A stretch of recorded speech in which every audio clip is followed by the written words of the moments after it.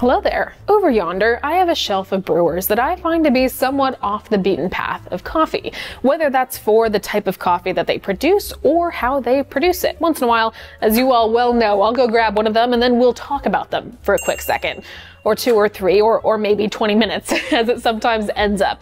And that is what we're gonna do today. But this is a very special brewer. This is one I'm very, very excited to show you. And it's also 2 p.m., so I'm well overdue for an afternoon pick-me-up. So without further ado, allow me to introduce you to the 9Barista. Dun, dun, dun, dun. Here is the little brewer we're gonna be looking at today. Now, upon initial glance, you may say that this looks like a somewhat familiar shape and size and style of coffee brewer. You may say it looks somewhat similar to a Moka Pot like this one. This is a very standard Bialetti 6-cup Moka Pot. It comes in at about $35 to $40 on average. However, this one's a little bit different. It's a little bit more expensive. The 9Barista costs nowadays about $550. This is a brewer that's been around for a few years. It launched back in 2019 at the London Coffee Festival, and so while it's had some time on the market, all things considered, it's still relatively fresh. And very, very unique for a couple main reasons that really distinguish it from the Moka Pot. So the plan today is we're going to talk about what you get with one of these. We're going to break it apart. I'm going to show you how it works, and then we're going to make some coffee, as one would do with a coffee brewer. Now, first things first, there are some accoutrements one receives if you get a 9Barista. You, of course, have the primary body of the brewer. We'll set this to the side for the moment, and then we have 4 other things. The first is going to be this tamp, nice, sturdy. It's a good tamp. The second is going to be a dosing ring for what is our portafilter. You get some spare parts, and then you also get this heat transfer ring. Now, this is because the 9Barista is a stovetop brewer, and you can really use it on any sort of stovetop. However, if you're using a gas flame, using something like this is going to allow for a much more even transfer of heat across the bottom of the brewer. We're not going to be using this today. I have a flat surface we're going to be brewing upon, but you do have this if you need it. Now, I'm going to stop comparing this to the Moka Pot here in a second, but before we do that, I want to distinguish how this is different in what it produces than a Moka Pot. A Moka Pot traditionally brews coffee at between like 1 to 2 bars of pressure. It brews at a very hot temperature, and the resulting liquid is something that exists in this weird liminal realm in between a filter or a batch brew and also espresso. It's definitely more intense in flavor, it's more robust, and oftentimes you'll hear Moka Pot coffee referred to as somewhat of a substitute for espresso, but not quite. It's very tasty in its own right, but it exists in this weird in-between between the 2 brewing styles. However, a 9Barista does brew true espresso, and it does it in a very, very interesting way. So let's put this away and let's break this apart. Upon looking just at the outside of this brewer, a couple key points. You have this sort of chimney-like feature right here that allows steam to escape. You have 2 handles, one of them on the top section, one of them on the center, and then you also have a pressure release valve down here, very similar to a Moka Pot. How we break these areas apart is we grab the 2 handles, push them across from each other, and the top section lifts out, and then simply unscrew the bottom 2.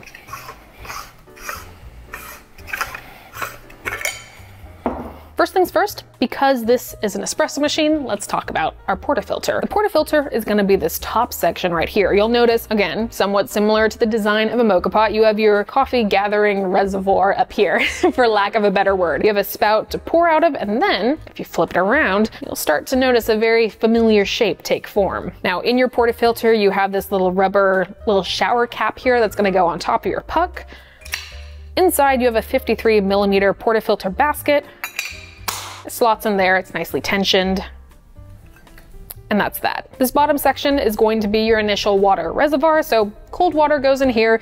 It holds about 110 to 120 mils of water, but if you don't want to weigh or measure that out, there is a little marking inside. And then we get to the real interesting part of all of this. Now, I mentioned that this brews what we consider a very traditional espresso, and it does that through a super interesting twin boiler system that exists in the centerpiece. I think the easiest way to think about it, how I think about it as someone who is not inclined quite as much on the technical and engineering side of coffee machines, is that this bottom boiler is going to control and regulate the pressure your espresso will be brewed under, and this top boiler is going to be controlling the temperature. 2 key key parts here for achieving espresso. Essentially, what's gonna happen, we're gonna put cold water in the base here, reattach everything, coffee included, and then we're gonna put this on our heat source. As that water heats up at the bottom and pressure builds, once it reaches 9 bars of pressure, there's a little valve in here that's gonna release and allow that water to transfer up through this little center point into this coil right here. Now, water is going to be very, very hot.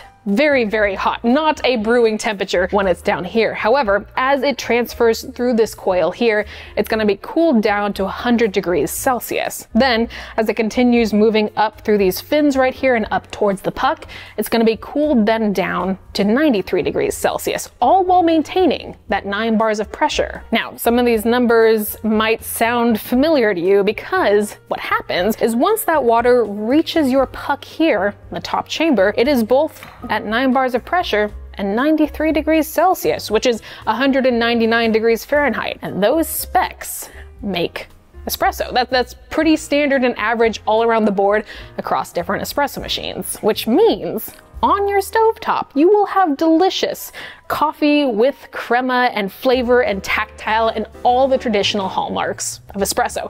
It's pretty incredible, the fact that that is all packed and controlled into a package this small. It's kind of hard to just like explain it and to imagine it, so let's make some. I need to grab some coffee.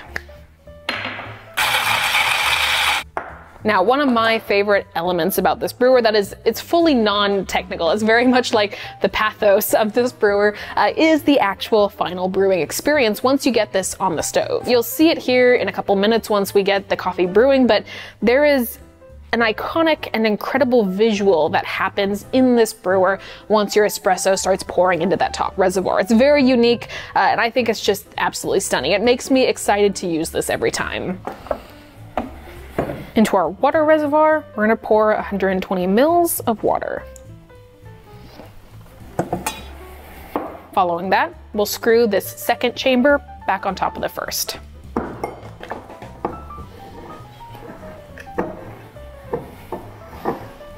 Now, one thing I will note about this brewer is that it is quite hefty. It reaches almost like weapons territory. It weighs about 4 pounds and is made almost entirely of stainless steel and brass, so just use caution if you find yourself flinging this thing around.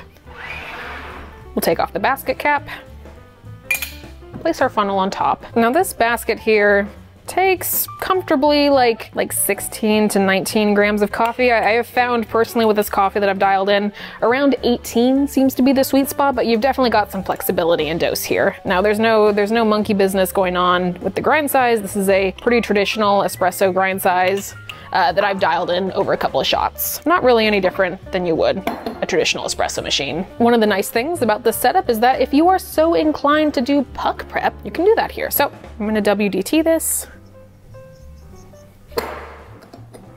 Tamp.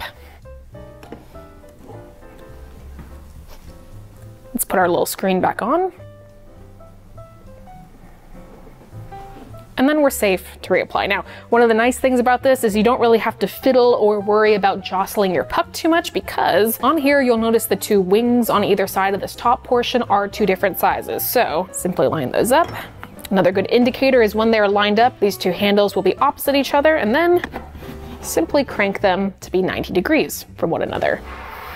Now we're simply gonna place it on our heat source and we wait. We're getting back to the section that makes it kind of feel like a Moka Pot, but I am much more excited about the result we're gonna get. Okay, a couple things I like to have at this point in time while this brews is a hot pad to place this on afterwards, because everything's getting toasty here. I like to have my cup ready, and I like to stay here and keep an eye on this. Do not abandon your 9Barista at any point in time. The recommended amount of time from placing the 9Barista on the burner to pouring your final cup of coffee is about 3 to 6 minutes in total. It's gonna really depend on the intensity of the heat that you have this on. One of the trickiest parts about dialing in on this brewer, and something that's just gonna take practice and getting used to once you get this, especially if you're new to dialing in espresso, is gonna be tracking the amount of time that your espresso is brewing for. Of course, because this isn't a traditional espresso machine, we don't have any built-in timers or anything that might indicate when the brewing process is entirely done. It kind of relies on you checking things after afterwards, and then making adjustments for your future shots. Brew time for your espresso, once you see it begin to emerge out of this little reservoir here, is going to be between 25 and 30 seconds, and ideally your yield will be probably about 40 grams. Now you can of course dial in using things like changing your dose and your grind size, and again, it's just something that's going to take time and it's going to depend on what coffee you're using. So just keep those kind of specs in mind as you begin using this. Anyways, I'm going to go chillax for a second, and when this is finished brewing, I'll see you on the other side.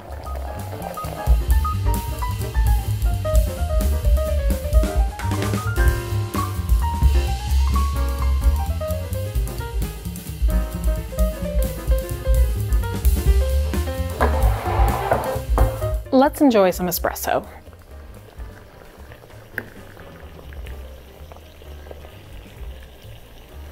Again, I'm very excited and very ready for this. Beautiful crema on top. Stir everything together. Cheers. And that is some pretty delicious espresso. Now, I love the 9Barista. I think this is kind of a marvel as a brewer. I think it's beautiful and elegant and wonderful. There are a couple parts of it that make it a little bit tricky and maybe not perfect for everyone, and so I think it's good to touch on those too. I think one of the main things that you've probably already noticed about this is that this is not a back-to-back espresso brewer. Prior to detaching and cleaning all these different components, you will need it to fully cool to make sure you don't have, like, you're not unlocking a bomb here. Now, you can do that by running this base chamber under cold water. You can simply let it sit to the side and cool down, but regardless, you're not making back-to-back shots very quickly here. This is a one and done, and then maybe a little bit later in the afternoon scenario. Additionally, I think one of the trickiest things about this brewer that maybe doesn't make it like a starting espresso machine for folks is the fact that dialing in can be a little bit tricky. I mean, it's not necessarily any different than what you would do on a standard machine, but just because you don't have the ability to pull back-to-back shots that quickly, it really requires you to understand what potentially went wrong, where you need to adjust, and remembering that for the next time you brew. But I don't know, I get so tickled by this. There are very few brewers that I think tickle me as much as this one does, in like a really good way. I sometimes get tickled by things that are maybe somewhat bad, but this one tickles me in a way that makes me delighted and just excited about coffee. So hopefully this was kind of fun and educational for you. This is a super cool brewer, and maybe it teaches you a little bit about coffee. Maybe it's not for you, maybe it's not anything, but to me, this is a lot of fun, and I hope talking about this was fun to you. So in the meantime, it is now almost 3, and I'm gonna go enjoy my espresso here. My name is Morgan. You can find me here on YouTube once a week plus shorts, or you can find me on TikTok or Instagram almost every single day. I'm gonna let this cool down, and I'll come back to clean it. I'll see you all next time. Cheers, everyone.